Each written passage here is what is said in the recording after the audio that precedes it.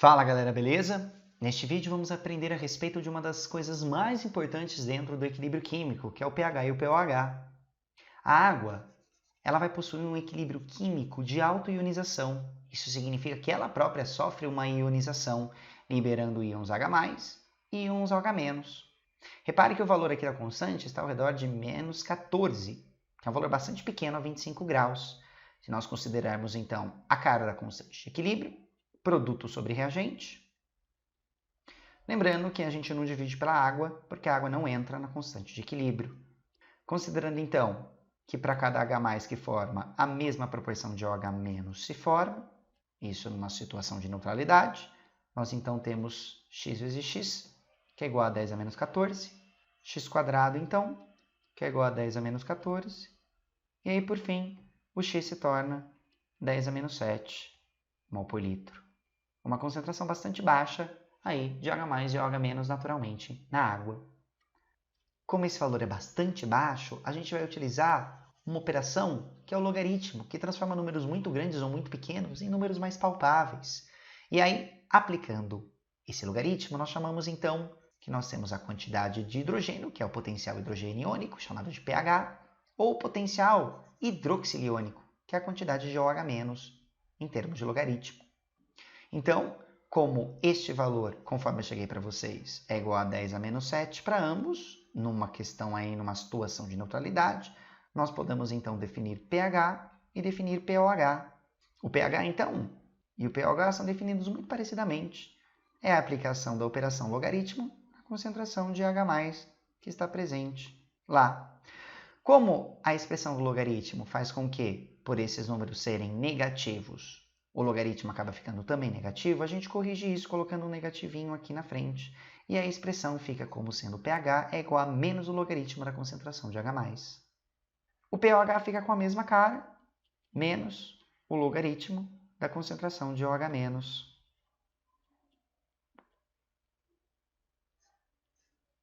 Muito bem, então nós temos três tipos de soluções, as chamadas neutras, as ácidas e as básicas.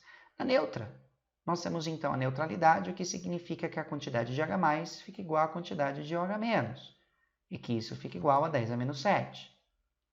Muito bem, se nós aplicarmos então o valor do pH, menos o logaritmo da concentração de H+, que é 10 a menos 7, lembrando aí na matemática, o 10 a menos 7 passa para cá multiplicando, menos com menos, mais, nós temos então que o valor do pH se torna 7. E o pOH, já que é igualzinho, fica a mesma coisa, que é 7. Então, para neutralidade, nós temos que o valor do pH, que é igual ao valor do pOH, é igual a 7. Para a solução ácida, então ocorre um desequilíbrio e a quantidade de H+ se torna maior que a quantidade de OH-, algo que se inverte na solução básica. Com isso, então, nós temos, aplicando o valor do pH, acabamos, então, chegando que o pH vai ficar obrigatoriamente menor do que 7 para soluções ácidas. E o pOH se inverte e fica sendo maior do que 7. Já para a solução básica, se inverte também, e o pH se torna maior do que 7, e o pOH menor do que 7. É muito importante se dizer que o pH e o pOH são sempre inversos. Se um é grande, o outro é pequeno. E aí nós podemos então também chegar numa equação que diz para a gente que se você pegar o pH e somar com o valor de pOH, ele não vai poder passar do valor de 14, que é justamente o número que está elevado lá na constante no kW, que é 10 a menos 14.